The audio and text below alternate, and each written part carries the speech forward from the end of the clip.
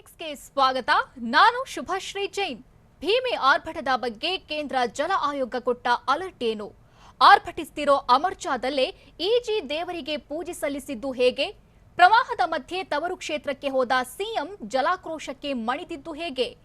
Mini ಕುರುಕ್ಷೇತ್ರದಲ್ಲಿ ಹೇಗಿತ್ತು Saravana punching dialogue ಪ್ರಚಾರ? ಇವೆಲ್ಲವನ್ನು ನೋಡೋಣ. ಸಚಿವರ ಎದುರೇ ತಹಶೀಲ್ದಾರ್ ಪರ ಜನರು ಬ್ಯಾಟ್ ಬೀಸಿದ್ದು ಎಲ್ಲಿ? ಭೀಮಾ ನದಿ ಬಗ್ಗೆ ಕೇಂದ್ರ ಜಲ ಆಯೋಗ ಕೊಟ್ಟ ಎಚ್ಚರಿಕೆ ಏನು? ಕಾಳಜಿ ಕೇಂದ್ರದಲ್ಲಿ ಸಂತ್ರಸ್ತರಿಗೆ ಎದುರಾದ ಸಂಕಷ್ಟ ಏನು? ನೋಡೋಣ ವರ್ಣಾರ್ಭಟ ಎಕ್ಸ್‌ಪ್ರೆಸ್‌ನಲ್ಲಿ.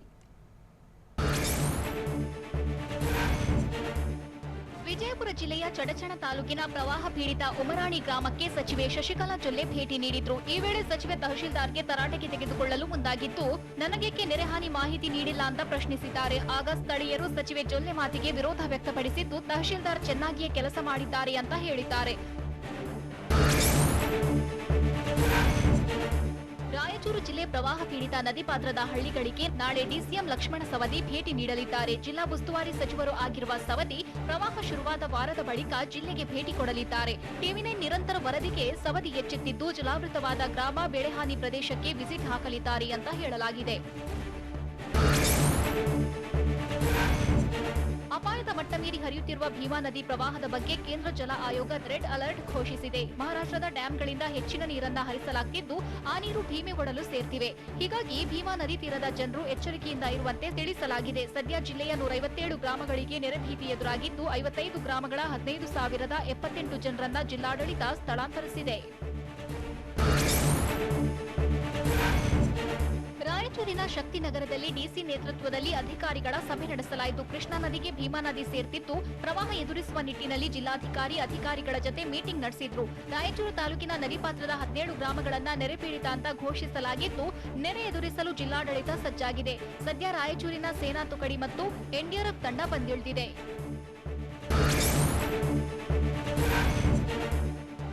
ವಿಜಯಪುರ ಜಿಲ್ಲೆ ಚಡಚಣ ತಾಲೂಕಿನ ಠಾಕಳಿ ಗ್ರಾಮದ ಬಳಿ ನೆರೆ ಸಂತ್ರಸ್ತರು 3 ದಿನದಿಂದ ನಡು ರಸ್ತೆಯಲ್ಲೇ ಬದುಕು ದೂಡುತ್ತಿದ್ದಾರೆ. ಭೀಮಾ ನದಿ ನೆರೆಗೆ ಗ್ರಾಮಸ್ಥರು ಬೀದಿಗೆ ಬಿದ್ದಿದ್ದು, ಊಟ ನಿದ್ದೆ ಎಲ್ಲ ರಸ್ತೆ ಬದಿಯೇ ಮಾಡಬೇಕಾದ ಅನಿವಾರ್ಯತೆ ಸೃಷ್ಟಿಯಾಗಿದೆ. ರಾತ್ರೋರಾತ್ರಿ ಮನೆಗಳು ಜಲಾವೃತವಾಗಿದ್ದರಿಂದ ಕುಟುಂಬಸ್ಥರು ಟ್ರ್ಯಾಕ್ಟರ್ ಕೆಳಗೆ ಮಲಗುವಂತಾಗಿದೆ.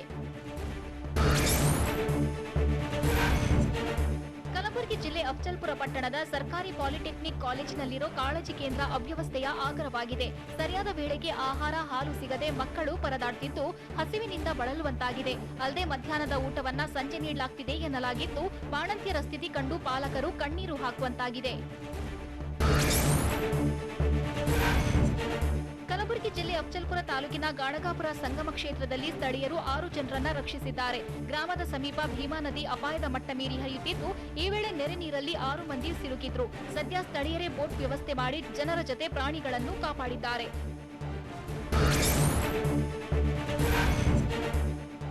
ಕಲಬುರಗಿ ಜಿಲ್ಲೆ ಅಫ್ಜಲ್ಪುರ ತಾಲೂಕಿನ ಶಿರವಾಳದ ಬಳಿ ಭೀಮಾ ನದಿ ನೀರಲ್ಲಿ ಬಸ್ಸೊಂದು ಕೆಟ್ಟು ನಿಂತಿತ್ತು. ಈ ವೇಳೆ ಬಸ್ನಲ್ಲಿದ್ದವರನ್ನ ಸ್ಥಳೀಯರು ಟ್ರ್ಯಾಕ್ಟರ್ನಲ್ಲಿ ತರಿಸಿ ರಕ್ಷಿಸಿದ್ದಾರೆ. ಪಂಡರಾಪುರದಿಂದ ಗುರುಮಠಕಲ್ಗೆ ತೆರಳುವಾಗ ಬಸ್ ನದಿ ನೀರಲ್ಲಿ ಕೆಟ್ಟು ನಿಂತಿತ್ತು. ಕಲಬುರಗಿ ಜಿಲ್ಲೆ ಅಫ್ಜಲ್ಪುರ ತಾಲೂಕಿನ ಗಾಣಗಾಪುರದಲ್ಲಿ ಆಳೆತ್ತರದ ನೀರಲ್ಲಿ ಹೋಗಿ ಅರ್ಚಕರು ದೇವರಿಗೆ ಪೂಜೆ ಸಲ್ಲಿಸಿದ್ದಾರೆ. ಗ್ರಾಮದ ಭೀಮಾ ಅಮರ್ಜ ಸಂಗಮ ಸ್ಥಳದಲ್ಲಿ ಸಂಗಮೇಶ್ವರನಿಗೆ ನಿತ್ಯ ನೀರಲ್ಲೇ ಹೋಗಿ ಪೂಜೆ ಮಾಡುತ್ತಿದ್ದಾರೆ. ಭೀಮಾ ನದಿ ಪ್ರವಾಹದಿಂದಾಗಿ ದೇಗುಲ ಜಲಾವೃತಗೊಂಡಿದ್ರು, ಅರ್ಚಕರು ಪೂಜೆ ನಿಲ್ಲಿಸಿಲ್ಲ.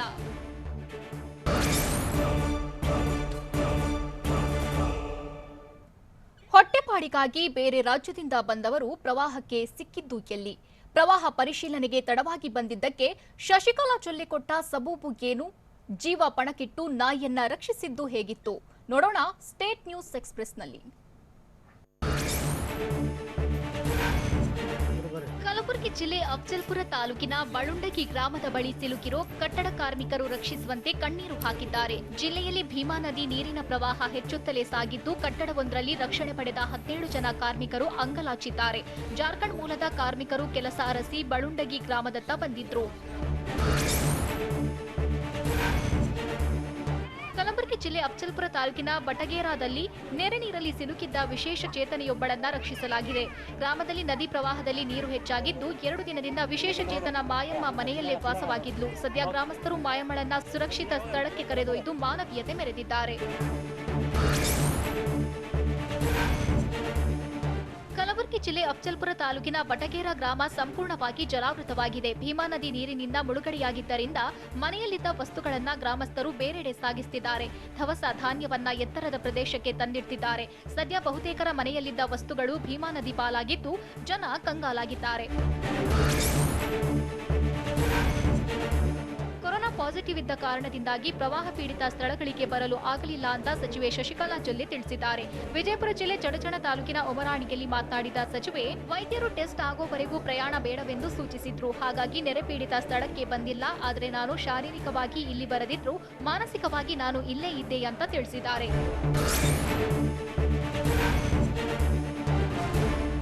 ಕಲಬುರಗಿ ಜಿಲ್ಲೆ ಅಫ್ಜಲ್ಪುರ ತಾಲೂಕಿನ ಹಳೆ ಘೋಳನೂರ ಗ್ರಾಮವು ನದಿ ನೀರಿನಿಂದ ಮುಳುಗಡೆಯಾಗಿದೆ. ಗ್ರಾಮದ 35 ಮನೆಗಳು ಜಲಾವೃತವಾಗಿದ್ದು ವಸ್ತುಗಳು ನೀರು ಪಾಲಾಗಿವೆ. ಹೀಗಾಗಿ ಗ್ರಾಮವನ್ನ ಬೇರೆಡೆ ಶಿಫ್ಟ್ ಮಾಡಿ ಅಂತ ಜನ ಜಿಲ್ಲಾಡಳಿತಕ್ಕೆ ಆಗ್ರಹಿಸಿದ್ದಾರೆ. ಆದರೆ ಜನರ ಮನವಿ ಆಲಿಸದ ಅಧಿಕಾರಿಗಳು, ಜನಪ್ರತಿನಿಧಿಗಳು ಸರ್ಕಾರದ ವಿರುದ್ಧ ಆಕ್ರೋಶ ಹೊರಹಾಕಿದ್ದಾರೆ. ನಿರಂತರ ಮಳೆಯಿಂದ ಗದಗ್ನ ತಿಮ್ಮಾಪುರ ರೈತರು ಕಂಗಾಲಾಗಿದ್ದು ದವಸ ಧಾನ್ಯಗಳನ್ನು ಸಂಗ್ರಹಿಸುವ ಕಣಜ ಸಂಪೂರ್ಣ ಜಲಾವೃತವಾಗಿದೆ. ಕಣಜದಲ್ಲಿ ಸಂಗ್ರಹಿಸಿದ್ದ ಜೋಳ, ಗೋಧಿ, ಕಡಲೆ ಸೇರಿ ಹಲವು ಧಾನ್ಯಗಳು ನಾಶವಾಗಿದ್ದು ರೈತರು ಕಣ್ಣೀರು ಹಾಕ್ತಿದ್ದಾರೆ. ಭಾರಿ ಮಳೆಗೆ 3-4 ವರ್ಷ ಆಗುವಷ್ಟು ಸಂಗ್ರಹಿಸಿದ್ದ ಕಣಜಗಳ ಲಕ್ಷಾಂತರ ಕ್ವಿಂಟಲ್ನಷ್ಟು ಧಾನ್ಯಗಳು ಹಾಳಾಗಿವೆ.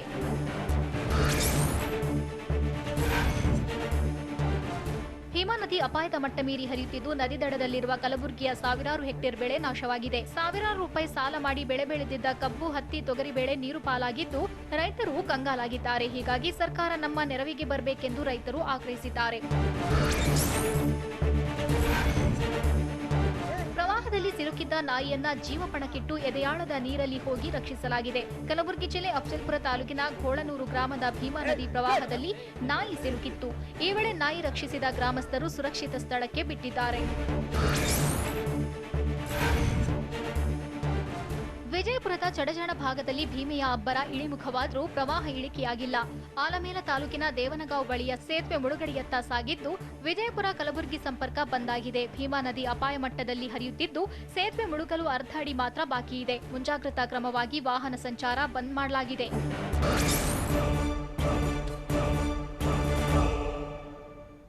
ಬಂಡೆಯನ್ನ ಪುಡಿ ಪುಡಿ ಮಾಡ್ತೇವೆ ಎಂದ ಬಿಜೆಪಿ ನಾಯಕ ಯಾರು? ಕುಟುಂಬ ರಾಜಕಾರಣದ ಬಗ್ಗೆ ಎಚ್.ಡಿ. ಕುಮಾರಸ್ವಾಮಿ ಹೇಳಿದ್ದೇನು? ರಾಜರಾಜೇಶ್ವರಿ ಅಖಾಡದಲ್ಲಿ ಒಕ್ಕಲಿಗ ಮತಬೇಟೆಗೆ ಇಳಿದಿದ್ಯಾರು? ನೋಡೋಣ ಮಿನಿ ವಾರ್ ಎಕ್ಸ್‌ಪ್ರೆಸ್‌ನಲ್ಲಿ. ಕಾಂಗ್ರೆಸ್ನ ಮಾಜಿ ಕಾರ್ಪೊರೇಟರ್ಗಳು ಬಿಜೆಪಿ ಸೇರ್ಪಡೆ ಬಳಿಕ ಮಾತನಾಡಿದ ಕಂದಾಯ ಸಚಿವ ಅಶೋಕ್, ಕಾಂಗ್ರೆಸ್ಗೆ ಒಬ್ಬೇ ಒಬ್ಬ ಕಾರ್ಪೊರೇಟರ್ ಅನ್ನು ಉಳಿಸಿಕೊಳ್ಳೋಕೆ ಆಗಿಲ್ಲ, ಮುಂದೊಂದು ದಿನ ಬೂತ್ ಏಜೆಂಟ್ ಕೂಡ ಸಿಗಲ್ಲ ಅಂತ ಸವಾಲು ಹಾಕಿದ್ದಾರೆ. ಸಂಸದ ಡಿಕೆ ಸುರೇಶ್ ನಾನೇ ಅಭ್ಯರ್ಥಿ ಅನ್ನೋ ಮೂಲಕ ಕೈ ಅಭ್ಯರ್ಥಿಗಳನ್ನ ತಿರಸ್ಕರಿಸಿದ್ದಾರೆ ಅಂತ ಟಾಂಗ್ ಕೊಟ್ರು.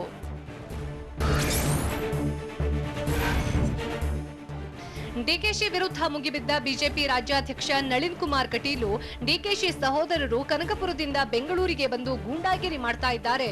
ಕಾಂಗ್ರೆಸ್ನವರ ಬಳಿ ಬಂಡೆ ಇರಬಹುದು, ಆದರೆ ನಮ್ಮ ಬಳಿ ಡೈನಾಮೈಟ್ಗಳಿದ್ದು ಬಂಡೆಗಳನ್ನ ಪುಡಿ ಪುಡಿ ಮಾಡ್ತವೆ ಅಂತ ಗುಡುಗಿದ್ರು. ಬಂಡೆಯನ್ನ ಕಟ್ಟಿ ಹಾಕೋಕೆ ಆರ್ ಅಶೋಕ್ ಮತ್ತು ಅರವಿಂದ್ ಲಿಂಬಾವಳಿ ಎಂಬ ಜೋಡೆತ್ತುಗಳೇ ಸಾಕು ಅಂತ ಕೂಡ ಹೇಳಿದ್ರು. ಪ್ರಧಾನಿ ಮೋದಿ ಮತ್ತು ಸಿಎಂ ಬಿಎಸ್ವೈ ಮಾಡಿದ ಅಭಿವೃದ್ಧಿ ಕೆಲಸವನ್ನ ಒಪ್ಪಿಯೇ ಕಾಂಗ್ರೆಸ್ ಜೆಡಿಎಸ್ ಮುಖಂಡರು ಬಿಜೆಪಿ ಸೇರ್ಪಡೆಯಾಗಿದ್ದಾರೆ ಅಂತ ಹೇಳಿದ ನಳಿನ್ ಕುಮಾರ್ ಕಟೀಲು, ನಮ್ಮ ಪಕ್ಷಕ್ಕೆ ಸೇರಿದವರನ್ನ ಸಕ್ಕರೆ ಅಂತ ಭಾವಿಸಿದ್ದೇವೆ. ಆರ್ಆರ್ ನಗರಕ್ಕೆ ಹಾಲಿನ ಜೊತೆ ಸಕ್ಕರೆ ಸೇರಿ ಸಿಹಿ ಸಿಗಲಿದೆ. ಆರ್ಆರ್ ನಗರದಲ್ಲಿ ಕಾಂಗ್ರೆಸ್ ಮನೆ ಖಾಲಿಯಾಗಿ ಬಿಜೆಪಿ ಮನೆ ತುಂಬುತ್ತಿದೆ ಅಂತ ಹೇಳಿದ್ರು. ಆರ್ಆರ್ ನಗರ ಮಿನಿವಾರ್ ಅನ್ನ ಪ್ರತಿಷ್ಠೆಯ ಕಣವಾಗಿರಿಸಿಕೊಂಡಿರೋ ಕೆಪಿಸಿಸಿ ಅಧ್ಯಕ್ಷ ಡಿಕೆ ಶಿವಕುಮಾರ್ ಬಿಜೆಪಿ ಮತ್ತು ಜೆಡಿಎಸ್ಗೆ ಮಣ್ಣು ಮುಕ್ಕಿಸೋಕೆ ನಿರ್ಧರಿಸಿದ್ದಾರೆ. ಹೀಗಾಗಿ ಡಿಕೆ ಬ್ರದರ್ಸ್ಗೆ ಇದು ಪ್ರತಿಷ್ಠೆಯ ಉಪಚುನಾವಣೆಯಾಗಿದ್ದು, ಕ್ಷೇತ್ರದಲ್ಲಿ ಕಾಂಗ್ರೆಸ್ ಅಭ್ಯರ್ಥಿ ಕುಸುಮಾ ಅವರನ್ನ ಗೆಲ್ಲಿಸಿಕೊಡೋದೇ ಬಂಡೆ ಮತ್ತು ಹೆಬ್ಬಂಡೆಗೆ ದೊಡ್ಡ ಸವಾಲಾಗಿದೆ. ಕುಟುಂಬ ರಾಜಕಾರಣದ ಆರೋಪಕ್ಕೆ ಮಾಜಿ ಸಿಎಂ ಕುಮಾರಸ್ವಾಮಿ ತಿರುಗೇಟು ನೀಡಿದ್ದು, ಯಡಿಯೂರಪ್ಪ, ಸಿದ್ದರಾಮಯ್ಯ, ಜಾರಕಿಹೊಳಿ ಮತ್ತು ಅವರ ಸಹೋದರರು ಡಿಕೆ ಬ್ರದರ್ಸ್ ಎಲ್ಲರೂ ಕುಟುಂಬ ರಾಜಕಾರಣ ಮಾಡ್ತಿದ್ದಾರೆ, ಆದ್ರೆ ನಮ್ಮ ಕುಟುಂಬದ ಮೇಲೆ ಮಾತ್ರ ಆರೋಪ ಮಾಡ್ತಾರೆ ಅಂತ ಹೇಳಿದ್ರು. ಅಲ್ಲದೆ ಪ್ರಧಾನಿಯಾಗಿ ದೇವೇಗೌಡರು, ಮುಖ್ಯಮಂತ್ರಿಯಾಗಿ ನಾನು, ಮಂತ್ರಿಯಾಗಿ ಎಚ್.ಡಿ. ರೇವಣ್ಣ ಏನೂ ಕೊಡುಗೆ ಕೊಟ್ಟಿಲ್ವಾ ಅಂತ ಪ್ರಶ್ನಿಸಿದ್ರು.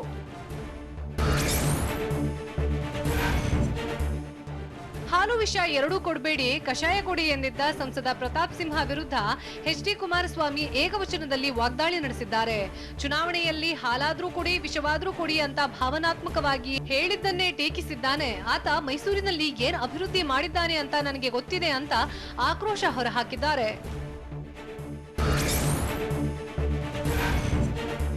ಮಿನಿ ವಾರ್ನಲ್ಲಿ ಜೆಡಿಎಸ್ ಮತ್ತು ಬಿಜೆಪಿ ಒಳ ಒಪ್ಪಂದ ಮಾಡಿಕೊಂಡಿವೆ ಅನ್ನೋ ಮಾತು ಕೇಳಿ ಬರ್ತಾ ಇದೆ. ಇದಕ್ಕೆ ಟಕ್ಕರ್ ಕೊಟ್ಟ ಡಿಕೆಶಿ, ಯಾರ್ ಬೇಕಾದ್ರೂ ಮದುವೆಯಾಗ್ಲಿ, ಯಾರ್ ಬೇಕಾದ್ರೂ ಸಂಬಂಧ ಬೆಳೆಸ್ಕೊಳ್ಳಿ, ಕೂಡಿಕೆ ಮಾಡ್ಕೊಂಡ್ರೂ ಪರವಾಗಿಲ್ಲ, ನಮಗೆ ನಮ್ಮ ಕಾಂಗ್ರೆಸ್ ಪಕ್ಷ ಮತ್ತು ಅಭ್ಯರ್ಥಿ ಮಾತ್ರ ಮುಖ್ಯ ಅನ್ನೋ ಮೂಲಕ ಒಳ ಮೈತ್ರಿಗೆ ಟಾಂಗು ಕೊಟ್ರು.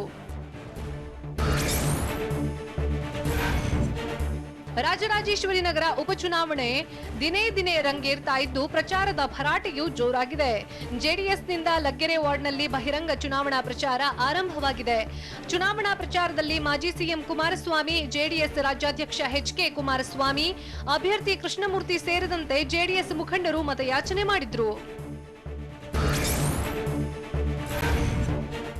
ರಾಜರಾಜೇಶ್ವರಿ ನಗರದ ಜೆಡಿಎಸ್ ಅಭ್ಯರ್ಥಿ ಕೃಷ್ಣಮೂರ್ತಿ ಕೂಡ ಒಕ್ಕಲಿಗ ಮತಗಳನ್ನ ಸೆಳೆಯೋಕೆ ಮುಂದಾಗಿದ್ದಾರೆ. ಲಗ್ಗೆರೆ ವಾರ್ಡ್ನಲ್ಲಿ ಒಕ್ಕಲಿಗ ಮುಖಂಡರ ಜೊತೆ ಕೃಷ್ಣಮೂರ್ತಿ ಸರಣಿ ಸಭೆ ನಡೆಸುತ್ತಿದ್ದಾರೆ. ಆರ್ಆರ್ ನಗರದಲ್ಲಿ ಒಕ್ಕಲಿಗ ಮತಗಳು ಹೆಚ್ಚಾಗಿರುವ ಹಿನ್ನೆಲೆಯಲ್ಲಿ ಒಕ್ಕಲಿಗ ಸಮುದಾಯದ ಮತವನ್ನ ಸೆಳೆಯೋಕೆ ಶತಪ್ರಯತ್ನ ಮಾಡ್ತಿದ್ದಾರೆ.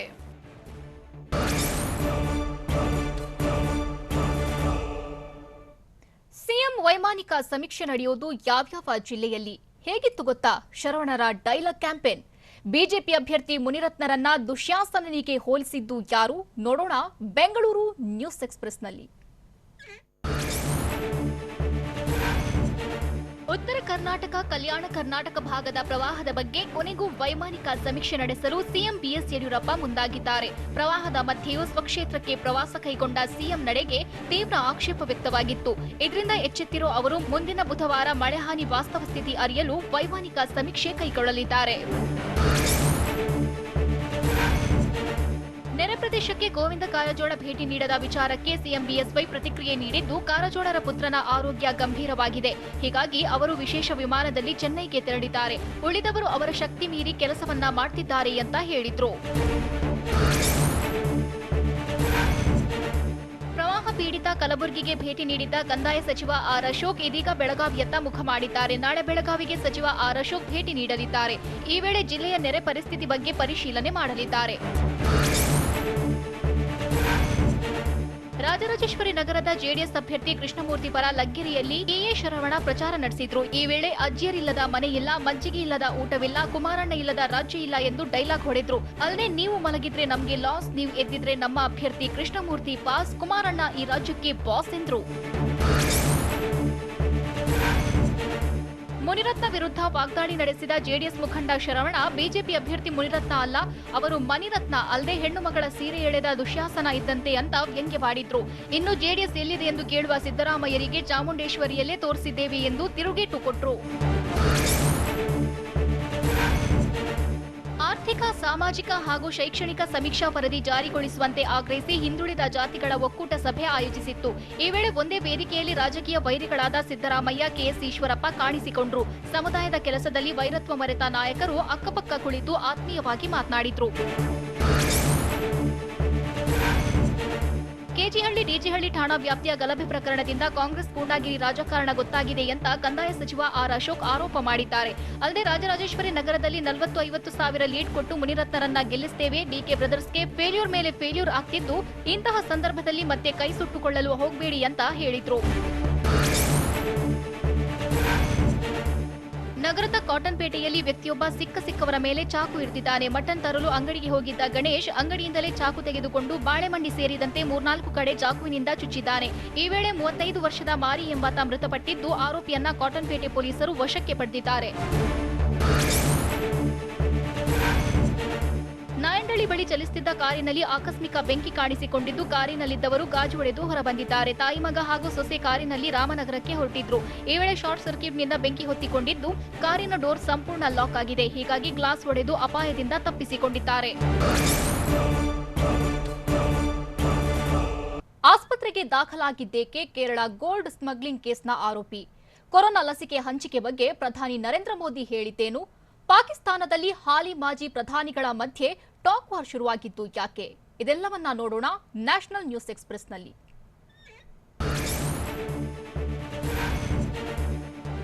ಚಿನ್ನ ಕಳ್ಳ ಸಾಗಣೆ ಪ್ರಕರಣದಲ್ಲಿ ಶಾಮೀಲಾಗಿರುವ ಆರೋಪ ಎದುರಿಸ್ತಾ ಇರೋ ಮುಖ್ಯಮಂತ್ರಿ ಪಿಣರಾಯಿ ವಿಜಯನ್ ಹಾಗೂ ಅವರ ಮಾಜಿ ಮುಖ್ಯ ಕಾರ್ಯದರ್ಶಿ ಎಂ ಶಿವಶಂಕರ್ ಆಸ್ಪತ್ರೆಗೆ ದಾಖಲಾಗಿದ್ದಾರೆ. ಅನಾರೋಗ್ಯ ಉಂಟಾದ ಕಾರಣ ಅವರನ್ನ ತಿರುವನಂತಪುರ ವೈದ್ಯಕೀಯ ಕಾಲೇಜು ಆಸ್ಪತ್ರೆಗೆ ದಾಖಲಿಸಲಾಗಿದೆ. ಬಾಬ್ರಿ ಮಸೀದಿ ಧ್ವಂಸ ಪ್ರಕರಣದಲ್ಲಿ ಎಲ್ಲಾ 32 ಆರೋಪಿಗಳನ್ನ ದೋಷಮುಕ್ತಗೊಳಿಸಿ ಸಿಬಿಐ ವಿಶೇಷ ನ್ಯಾಯಾಲಯ ತೀರ್ಪು ನೀಡಿತ್ತು. ಆದರೆ ಈ ತೀರ್ಪನ್ನ ಪ್ರಶ್ನಿಸಿ ಮೇಲ್ಮನವಿ ಸಲ್ಲಿಸೋಕೆ ಅಖಿಲ ಭಾರತ ಮುಸ್ಲಿಂ ವೈಯಕ್ತಿಕ ಕಾನೂನು ಮಂಡಳಿ ನಿರ್ಧರಿಸಿದೆ. ಕೊರೋನಾ ಲಸಿಕೆ ಬಗ್ಗೆ ಪ್ರತಿಕ್ರಿಯಿಸಿರೋ ಪ್ರಧಾನಿ ನರೇಂದ್ರ ಮೋದಿ, ಕೊರೋನಾ ಲಸಿಕೆ ಹಂಚಿಕೆ ಭಾರತದಂತಹ ರಾಷ್ಟ್ರದಲ್ಲಿ ಸಾಹಸವೇ ಆಗಿದೆ. ಭಾರತದಲ್ಲಿ ಸಾರ್ವತ್ರಿಕ ಚುನಾವಣೆ ರೀತಿಯಲ್ಲಿ ಕೊರೋನಾ ಲಸಿಕೆ ಹಂಚಿಕೆ ಮಾಡಬೇಕು ಅಂತ ಅಭಿಪ್ರಾಯಪಟ್ಟಿದ್ದಾರೆ. ದೇಶದಲ್ಲಿ ಕೊರೋನಾ ಸೋಂಕಿನ ಅಟ್ಟಹಾಸ ಮುಂದುವರೆದಿದ್ದು, ಸೋಂಕಿತರ ಸಂಖ್ಯೆ 74 ಲಕ್ಷದ ಗಡಿ ದಾಟಿದ್ದು, 7,83,000ಕ್ಕೂ ಹೆಚ್ಚು ಸಕ್ರಿಯ ಪ್ರಕರಣಗಳಿವೆ. ಉತ್ತರ ಪ್ರದೇಶದ ಹತ್ರಾಸ್ನ ಸಾಮೂಹಿಕ ಅತ್ಯಾಚಾರ ಕೊಲೆ ಪ್ರಕರಣದ ಸಂತ್ರಸ್ತ ಯುವತಿಯ ಕುಟುಂಬಸ್ಥರು ನನ್ನ ಮನೆಯಲ್ಲಿ ಇರಲಿ ಅಂತ ಆಪ್ ಸಂಸದ ಸಂಜಯ್ ಸಿಂಗ್ ಹೇಳಿದ್ದಾರೆ. ಸಂಜಯ್ ಸಿಂಗ್ ನಡೆಗೆ ಸಿಎಂ ಅರವಿಂದ್ ಕೇಜ್ರಿವಾಲ್ ಟ್ವಿಟರ್ನಲ್ಲಿ ಮೆಚ್ಚುಗೆ ವ್ಯಕ್ತಪಡಿಸಿದ್ದಾರೆ. ಹತ್ರಾಸ್ ಅತ್ಯಾಚಾರ ಘಟನೆಗೆ ಇಡೀ ದೇಶಾದ್ಯಂತ ಖಂಡನೆ ವ್ಯಕ್ತವಾಗಿದೆ. ಇಷ್ಟಾದರೂ ಉತ್ತರ ಪ್ರದೇಶದಲ್ಲಿ ಮಹಿಳೆಯರ ಮೇಲಿನ ದೌರ್ಜನ್ಯಕ್ಕೆ ಬ್ರೇಕ್ ಬೀಳ್ತಾ ಇಲ್ಲ.